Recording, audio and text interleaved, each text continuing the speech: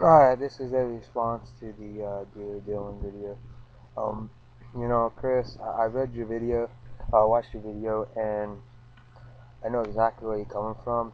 Um, I used to be someone who was the exact same way, and for many years myself, I was, for the most part, and it was only through the stubbornness of the ones I loved and through the dedication and the love for me that they were able to help me in a way to get clean. And it's people like you and people like that in the world that really do a lot. But there's some people out there, Chris, you have to realize that just won't take no help. And they're going to keep doing what they want to do. And in the end, they're going to lead their own destructive life.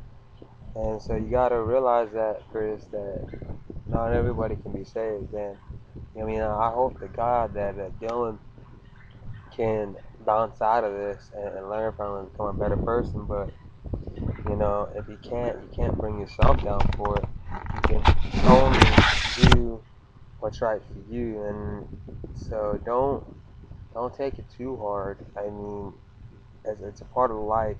People have addictions of many types and of many attributes, and so if this is his addiction, then you need to be able to sit down and talk to him. But if you're saying that you can't even sit down and talk to him because it gets you nowhere, then maybe it's time that you just set yourself apart from him for a little while and just watch and see what he does.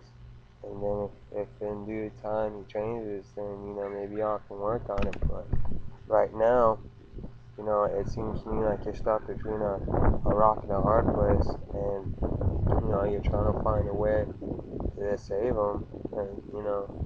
And I hate to say this, I love you, man, and you got a lot of love from all your fans, but sometimes you just can't save everybody, even if it is your boyfriend. I mean, and sometimes you just have to know when to give it up. And it's like here, look at I got my little cat jumping on me. My this is somebody, they show nothing but unconventional love back and whatnot.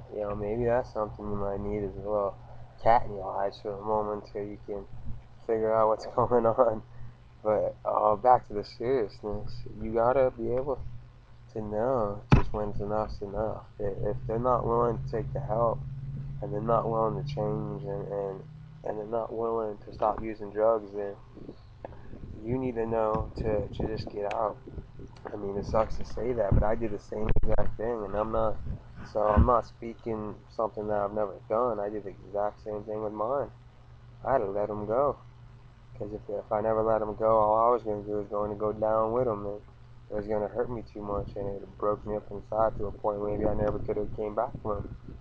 So you got to be able to just bounce back, Chris, and if you bounce back, and you'll be a better person for it.